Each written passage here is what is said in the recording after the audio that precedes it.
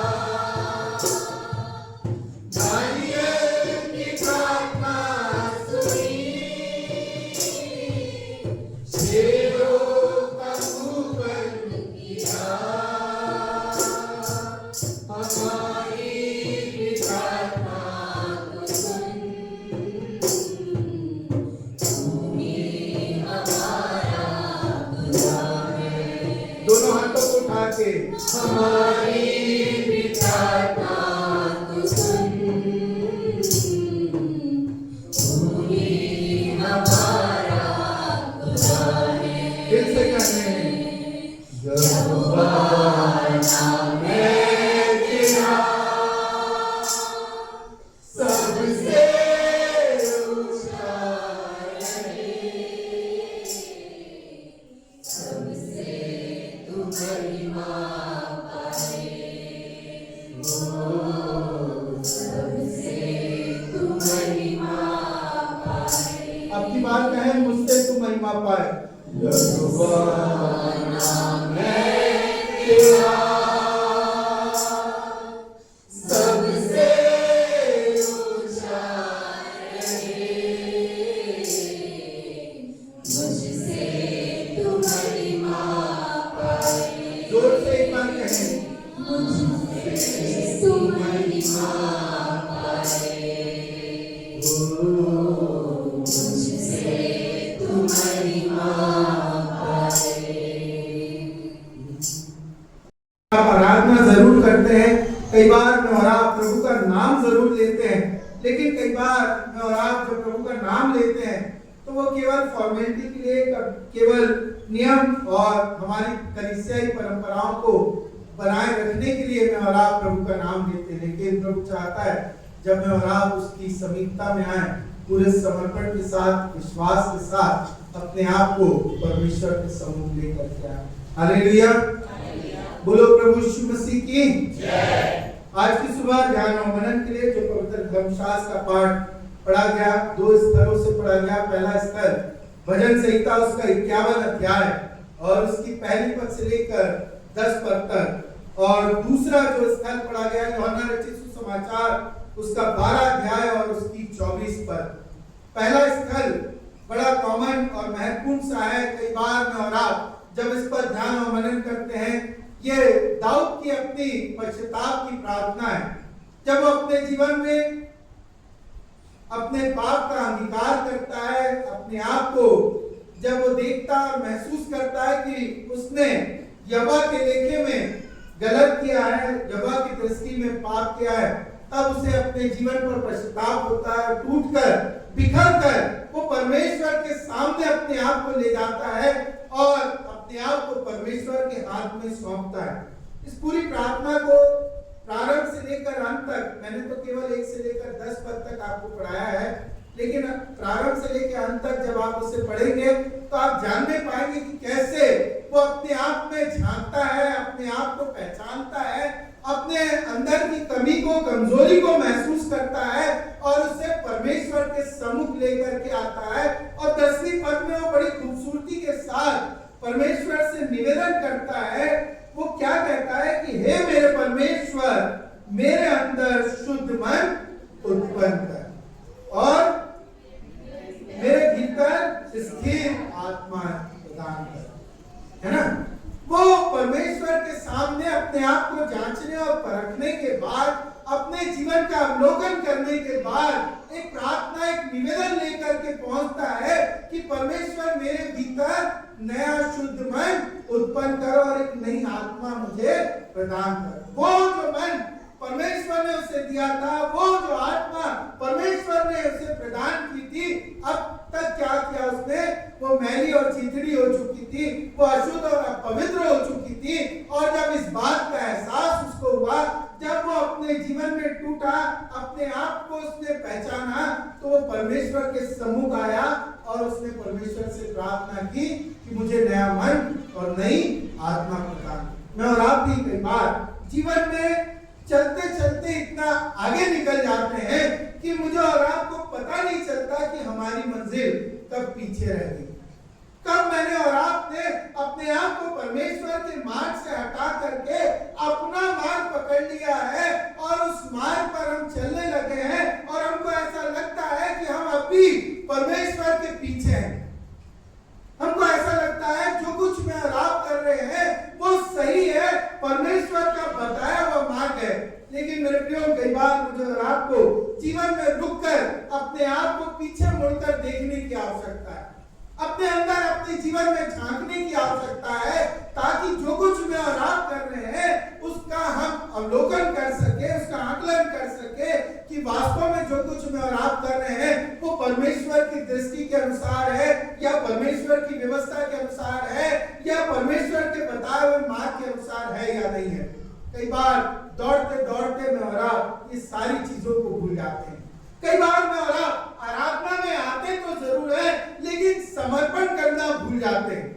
आराधना केवल हमारे लिए एक परंपरा ठहरती है। आप हर रविवार चर्च आते होंगे, आप हर रविवार प्रार्थना करते हैं, आप हर रविवार गीतों को गाते हैं, यहाँ से चर्च समाप्त होता है, आप अपने अपने घर चले जाते हैं, अपने पारिवारिक और सांसारिक काम में लग जाते हैं। ये एक हमारे जीवन का रूटीन और हिस्सा बन गया है, इसमें आपको नया कुछ नहीं लगता। जैसा कि मैंने कहा कि परमेश्वर ऐसे आराधकों को ढूंढता है जो आत्मा और सच्चाई के साथ परमेश्वर की आराधना कर सके। कई बार मेरे और आपके जीवन में आराधना में सच्चाई नहीं है, कई बार मेरे और आपके जीवन में आत्मा का समर्पण नहीं है, जिस कारण से केवल केवल केवल जो है मेरी और आपकी आराधना परंपरा हो जाती है। कई बार मेरा और आपका परमेश्वर के सम्मुख जाना केवल एक हमारी विधि बन करके रह जाता है, उसका लाभ मुझे और आपको नहीं मिल पाता। कई बार जब मैं और आप प्रार्थना करते हैं, प्रार्थना भी मेरे और आपके जीवन का रूटीन का हिस्सा बन जाता है कि सुबह उठे बिस्तर से नीचे पांव रखने से पहले प्रभु का धन्यवाद हो कि प्रभु ने रात भर हमें संभाला। वो हमारा रूटीन है, एक काम है कि उठने के बाद हम फ्रेश होने जाते हैं, उठने के बाद हम ब्रश करते हैं, हम नहाते हैं, फिर अपने ऑफिस चले जाते हैं, अपने व्यवसाय पे अपने कार्य पे चले जाते हैं, नाश्ता करते हैं, खाना खाते हैं, फिर शाम होती है, फिर घर आते हैं, परिवार के साथ बैठते हैं, फिर रात को बिस्तर पर जाते हैं, फिर प्रार्थना करते हैं, प्रभु का धन्यवाद करते हैं और फिर सो जाते हैं। ये मेरा और आपके जीवन का रूटीन है, हमारी दैनिक प्रक्रियाएं हैं जिसे मैं और आप प्रतिदिन करते हैं। उसका लाभ मुझे और आपको क्या मिल रहा है, कभी हम गंभीरता के साथ विचार नहीं करते। इसलिए मेरे प्रियो, मैं आपसे कह रहा हूं कि मुझे और आपको दौड़ते दौड़ते रुकने की आवश्यकता है, मुझे और आपको पीछे मुड़कर देखने की आवश्यकता है कि मैं और आप जो कर रहे हैं क्या वास्तव में उसका फल मुझे और आपको मिल रहा है। चाहे वो हमारी आराधना हो, चाहे वो फिर हमारी प्रार्थना हो, चाहे फिर वो हमारा आध्यात्मिक जीवन हो। कई बार जब हम आध्यात्मिक जीवन में आगे बढ़ते हैं, हमको ऐसा लगता है कि जो हम कर रहे हैं वो बहुत सही कर रहे हैं, वो परमेश्वर के नाम के अनुसार हो ना हो, लेकिन हमने जो कुछ सीखा है, जो कुछ हमारे पूर्वजों ने, हमारी कलीसिया ने, हमारे अगुओं ने, हमारे पासवानों ने हमको सिखाया है, कई बार हम सोचते हैं कि वही सब कुछ करना मेरे और आपके लिए ठीक है, उससे बढ़कर मैं और आप आगे नहीं बढ़ना चाहते। पौलुस कहता है कि कब तक मैं और आप दूध ही पीते रहेंगे, है ना? कब मेरे और आपकी जीवन की वो अवस्था आएगी कि हम अच्छे भोजन को, सॉलिड भोजन को खाना अपने जीवन में प्रारंभ करेंगे। मुझे और आपको इस बात पर विचार करने की आवश्यकता है। कहीं ऐसा तो नहीं कि आध्यात्मिक जीवन में आज भी मैं और आप बच्चे बने हुए हैं और दूध के सहारे अपने जीवन को चला रहे हैं और हमारा शरीर तो बढ़ गया है, हमारी आवश्यकताएं तो बढ़ गई हैं, हमारी जरूरतें तो बढ़ गई हैं, लेकिन केवल दूध पीने के कारण हमारी वास्तविक ग्रोथ नहीं हो पा रही, हमारा शरीर नहीं बढ़ पा रहा, हमारी आत्मा नहीं बढ़ पा रही है, हम उस समर्पण में नहीं बढ़ पा रहे जो परमेश्वर मेरे और आपके जीवन में देखना चाहता है। वो पवित्रता हमें नहीं मिल पा रही है जो परमेश्वर मुझे और आपको देना चाहता है। कहीं ऐसा तो नहीं है कि हमारे जीवन में आज विकलांगता पाई जाती है। मुझे और आपको रुककर थोड़ी देर अपने जीवन पर विचार करने की आवश्यकता है, क्यों? ताकि मैं और आप जो है दाऊद की तरह जब तक अपने जीवन को जांचेंगे नहीं, जब तक पहचानेंगे नहीं, जब तक हम टूटकर बिखरकर परमेश्वर के सम्मुख नहीं आएंगे, तब तक जो है मैं और आप उचित आशीष को, उचित अनुग्रह को अपने जीवन में प्राप्त नहीं कर पाएंगे। आज थोड़ी देर रुककर सोचें, विचार करें, क्योंकि बाइबल में ऐसे बहुत से उदाहरण हैं, बहुत से ऐसे लोगों का वर्णन दिया गया है जिन्होंने अपने जीवन में टूटे बिखरे और जब परमेश्वर ने उनको बनाया तो उनकी जो सृष्टि थी वो पहली से भी बेहतर हो गई। न केवल बेहतर हुई, वो उनके व्यक्तिगत जीवन के लिए आशीष का कारण ठहरी, लेकिन बहुतों के लिए आशीष का कारण ठहरने पाई। Hallelujah, hallelujah.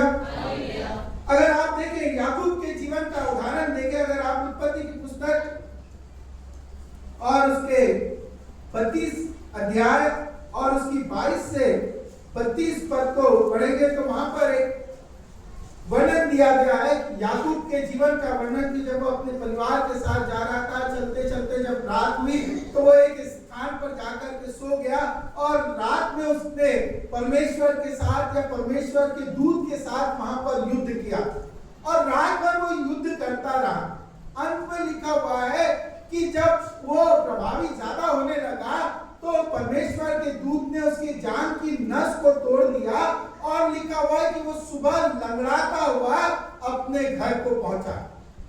क्या हुआ उसके साथ? उसकी जान की नस जो है, पैर की नस जो है वो तोड़ दी गई और वो लंगड़ाता हुआ गया। लेकिन वो जब लंगड़ाता हुआ अपने घर को लौटा, जब वो अपने परिवार के मध्य में पहुंचा तो वो कैसे गया? आप और मैं केवल उसके लंगड़ेपन पर विचार करते हैं। हम ये देख, बाइबल बताती है कि वो लंगड़ा जरूर होकर के गया, वो टूटकर जरूर गया, लेकिन परमेश्वर की आशीष को लेकर के गया। हालेलुया! परमेश्वर ने उसको आशीष प्रदान की।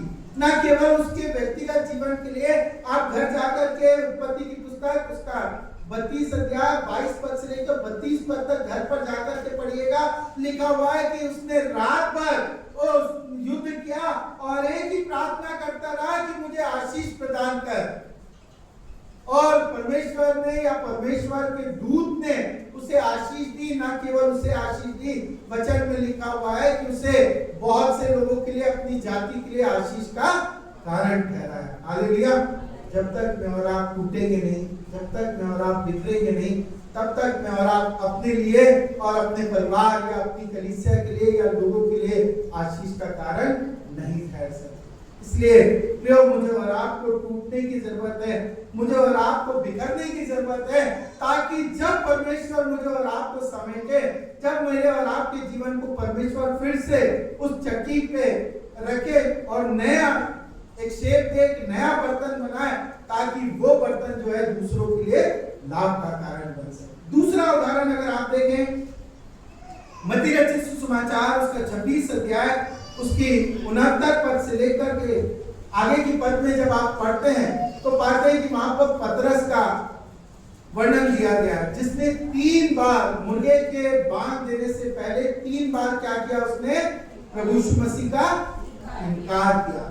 और वचन कहता है कि जैसे ही तीसरी बार मुर्गे ने बांध दी और प्रभु यीशु मसीह ने पतरस की ओर निहारा और उसने उसका इनकार किया, वचन कहता है कि वो तुरंत उसको देख करके शर्मिंदा हुआ, वो टूट गया, बिखर गया, उसे अपने जीवन पर पश्चाताप हुआ कि मैंने अपने जीवन के द्वारा ये क्या कर दिया, है ना? उसे अपने जीवन पर पश्चाताप हुआ।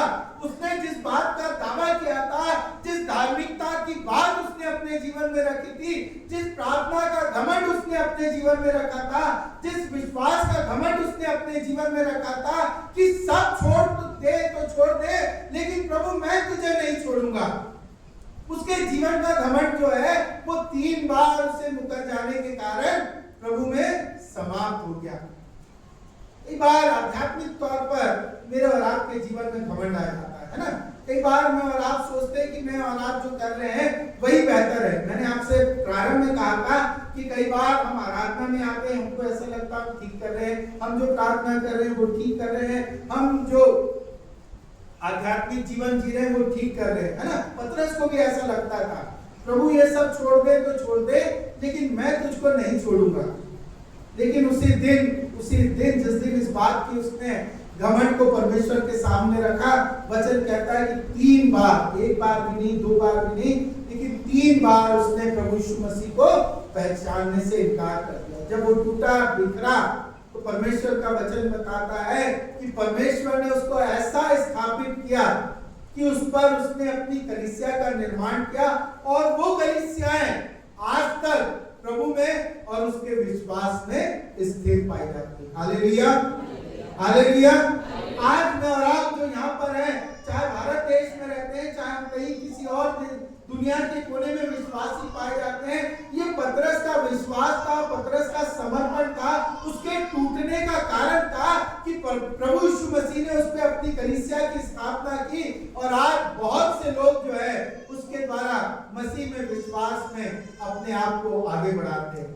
वचन प्रेरितों के काम की पुस्तक में बताता है कि जब पतरस उन भाइयों में खड़ा हुआ और उसने प्रभु यीशु मसीह के नाम की गवाही दी, उस दिन कितने लोगों ने प्रभु यीशु मसीह के नाम से बपतिस्मा लिया?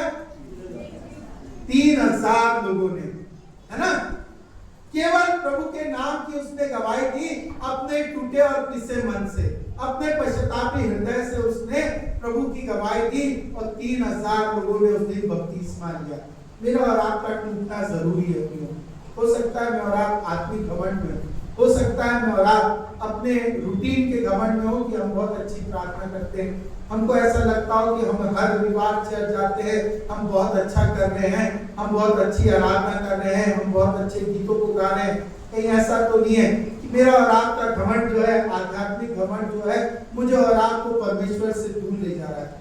पतरस के जीवन की गवाही है, वो टूटा बिखरा और जब परमेश्वर ने उसको बनाया तो उसे अपनी बड़ी महिमा के लिए, अपनी बड़ी सेवा के लिए उसे बहुतायत के साथ इस्तेमाल किया। यदि आप चाहते हैं कि आपके जीवन से भी परमेश्वर की महिमा हो तो आपको टूटने की आवश्यकता है, आपको अपने अंदर झांकने की आवश्यकता है, अपने आप का अवलोकन करने की आवश्यकता है, ताकि आपका जीवन जो है परमेश्वर के लिए, उसकी सेवा के लिए महिमा और गवाही का कारण बन सके। तीसरा उदाहरण मैं आपके सामने बाइबल में से रखना चाहता हूं, यूहन्ना रचित सुसमाचार उसका 12 अध्याय और उसकी 1 पद से आगे की पद, जहां पर एक पापिन स्त्री का वर्णन दिया गया है और यीशु मसीह के लिए वो अपने समर्पण को प्रस्तुत करती है ना? पापिन स्त्री वो क्या करती है? एक मिट्टी के पात्र में बहुमूल्य इत्र को लेकर के आती है। उस बहुमूल्य इत्र को तोड़ करके वो क्या करती है? वो प्रभु यीशु मसीह पर उंडेल देती है। और यूहन्ना 12 के 3 में लिखा हुआ है कि उसने जटामासी का आधा सेर बहुमूल्य इत्र लेकर यीशु के पांव पर उंडेल दिया और अपने बालों से उससे पोंछने लगी और इत्र की सुगंध जो है वो सारे स्थान में फैल गई। क्या लिखा हुआ है कि इत्र की सुगंध जो है वो सारे कमरे में, उस सारे स्थान में जो है फैल गई। किस कारण से? जब उसने उस पात्र को तोड़ दिया, उस इत्र को उंडेल दिया, तब जाकर के उस इत्र की खुशबू जो है सारे कमरे में फैल गई। मुझे और आपको टूटने की आवश्यकता है। अगर आप चाहते हैं कि आप परमेश्वर के लिए, उसकी सेवा के लिए सुखदायी सुगंध बने, तब और उसकी महिमा हो सके, उसका कार्य जो है दूर तक के पहुंच सके, तो मुझे और आपको क्या करने की आवश्यकता है? टूटने की आवश्यकता है। यहाँ पर भी उदाहरण दिया गया है कि जब वो पात्र टूटा तो उसकी इत्र की खुशबू क्या हुई? सारे कमरे में फैल गई, है ना? हम लोग भी घर में परफ्यूम या डिओ इस्तेमाल करते हैं, जब तक वो बॉटल के अंदर है हमको खुशबू नहीं पता चलती। जब तक हम स्प्रे नहीं करते या उसे रोल ऑन नहीं करते, तब तक के जो है हमें उसकी खुशबू का अंदाजा नहीं होता कि इसके अंदर क्या है, इसकी महक कैसी है, ये कैसे कार्य करेगा या कैसे हमको प्रभावित करेगा या किसी और को प्रभावित करेगा, है ना? तो जब तक के टूटेगा नहीं, बाहर नहीं आएगा, तब तक के जो है वास्तविकता हमारे जीवन में हमको जानने को नहीं मिलेगी। इसलिए प्रभु आज चाहता है कि मैं और आप जो है अपने आप को तोड़े, अपने आप को मरोड़े और अपने आप को जांचे, ताकि मेरा और आपका जीवन जो है वो प्रभु की महिमा का और गवाही का कारण बनने पाए। अंतिम और महत्वपूर्ण पद जो यूहन्ना रचित सुसमाचार और उसके 12 अध्याय और उसकी 24वीं पद में पढ़ा गया, जो आज के पाठ के रूप में लिया गया था कि जब तक गेहूं का दाना जमीन में पड़ के मर नहीं जाता तब तक वो अकेला रहता, और जब वो मर जाता है तो बहुत सा।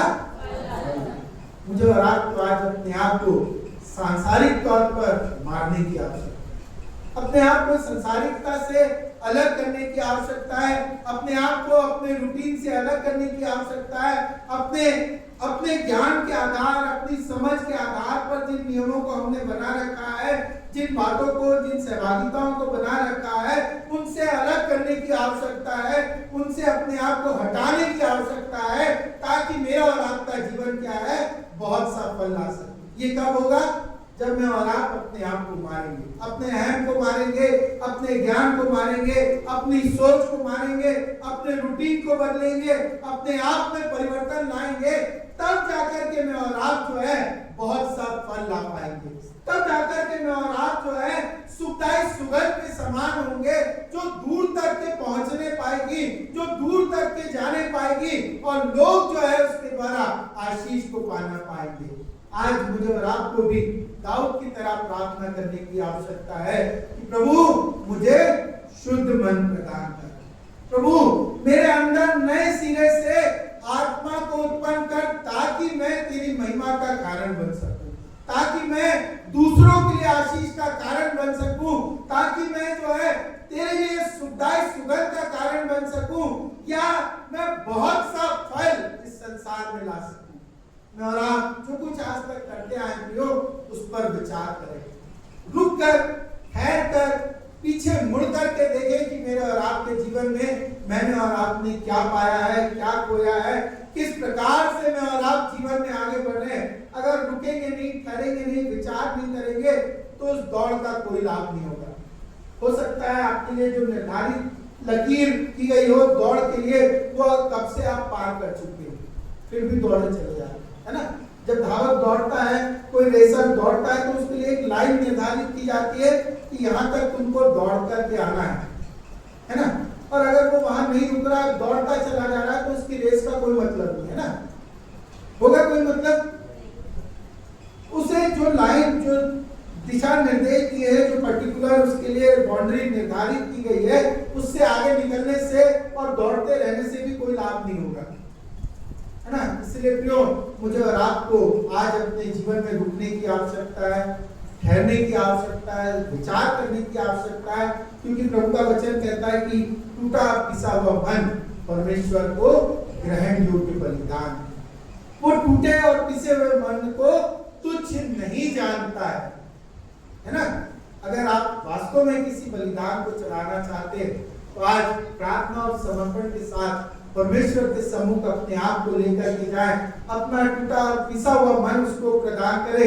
निश्चित तौर पर प्रभु जो है आपके जीवन को आशीष का कारण बनाएगा। निश्चित तौर पर प्रभु आपके जीवन को दूसरों के लिए आशीष का कारण बनाएगा।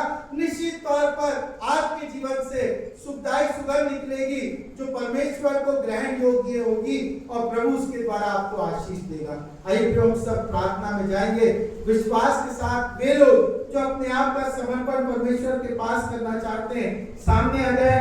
वे लोग जिन्होंने अपनी प्रार्थनाओं को परमेश्वर के सामने रखने का निर्णय लिया है, वे वेदी पर आ जाएं, ताकि कलीसिया के तौर पर हम जो हर रविवार हर एक के जीवन के लिए प्रार्थना करते हैं, हम उस प्रार्थना को कर सकें। लेकिन जब मैं और आप प्रार्थना में आए प्रियो, हमारे जो विषय हैं उनसे बढ़कर आज मैं और आप केवल अपने आप का समर्पण करें, अपने टूटे और पिसे हुए मन को परमेश्वर के पास लेकर के आए, ताकि प्रभु जो है उस टूटे और पिसे मन को अपनी आशीष से परिपूर्ण करें। वो पत्थर का जो हृदय हमारा हो गया है, परमेश्वर उसे बदलकर मांस का हृदय प्रदान करे। आइए हम सब प्रार्थना में जाएं, विश्वास के साथ अपनी आंखों को बंद करें, अपने हाथों को उठाकर स्वर्ग की ओर, परमेश्वर की ओर फैलाएं।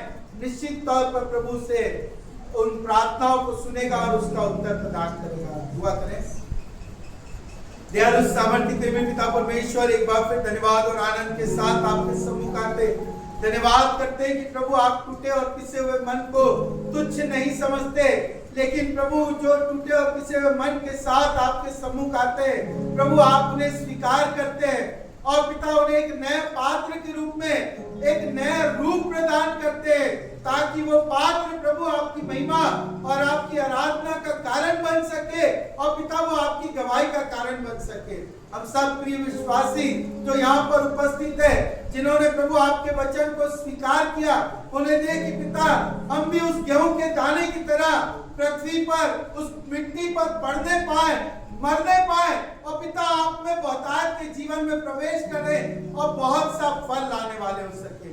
पिता जितने प्रिय यहाँ पर बुजुर्ग माता पिता भाई बहन आपके सम्मुख इस वेदी पर आए हैं, जो भी मनोकामना इच्छा प्रार्थना लेकर के आए, जो निवेदन लेकर के आए प्रभु, हम चाहते हैं कि आप उसे पूरा करें। उन्हें दे कि पिता, यदि वो बीमारी को लेकर के आए, उनके जीवन से वो बीमारी जाने पाए। अगर आर्थिक तंगी को लेकर के आए पिता, वो आर्थिक तंगी उनके जीवन से दूर होने पाए। अगर किसी समस्या को लेकर के आए, पारिवारिक क्लेश को लेकर के आए, किसी प्रकार की और रुकावट जो उनके जीवन में पाई जाती है, किसी प्रकार का बंधन जो शैतान ने प्रभु उनके जीवन में बांधा है, हर एक यीशु मसीह के नाम से दूर होने पाए और टूटने पाए। और पिता, ये प्रिय आप में और आपकी आशीष में प्रभु अपने जीवन को जीने वाले हो सके। पिता, प्रार्थना करते हैं उस बहन के लिए जो प्रभु बड़े आस के साथ प्रभु अपनी कोख को भरने के लिए प्रभु यहाँ पर आती है। पिता, आप उनकी कोख को भर दे। उन्हें दे कि पिता, जिस प्रकार हन्ना ने आपके भवन में आपकी आशीष को शमेल के रूप में प्राप्त किया पिता, वैसे ही वो बेटी भी प्रभु अपने जीवन में उस आशीष को पाने पाए। पिता, हम प्रार्थना करते हैं श्रीमती लता दास के लिए प्रभु, वो दासी पर आप अनुग्रह करें, उसे छू करके चंगाई प्रदान करें। हम श्री साइमन साहब की बेटी के लिए प्रार्थना करते हैं प्रभु, आप उस बेटी पर अनुग्रह करें, अपना सामर्थ्य हाथ उसे बढ़ा करके छुए। जिस प्रकार प्रभु आपने उस बेटी पर अनुग्रह किया और उसके लहू बहने की बीमारी को केवल आपके वस्त्र को छू लेने के द्वारा चंगा किया प्रभु, होने दे कि पिता, वैसे ही वो बेटी भी आपकी चंगाई को, आपके अनुग्रह को प्राप्त करने पाए और प्रभु आपके भवन में आकर आपके पवित्र नाम की गवाही देने पाए। पिता, हम फिर से इन प्रियों को, इनकी हर एक मनोकामना, इच्छाओं को, आज के वचन को प्रभु आपके हाथ में रखते हैं। चाहते हैं कि पिता, हम सब अपने जीवन में ठहर कर अपने जीवन पर विचार करें और हमारा जीवन प्रभु आपकी महिमा और गवाही का कारण बनने पाए। इसी विश्वास के साथ इन प्रियों को पिता, पुत्र, पवित्र आत्मा के नाम से आशीषित करते और प्रार्थना को यीशु मसीह के नाम से मानते हैं। आमीन।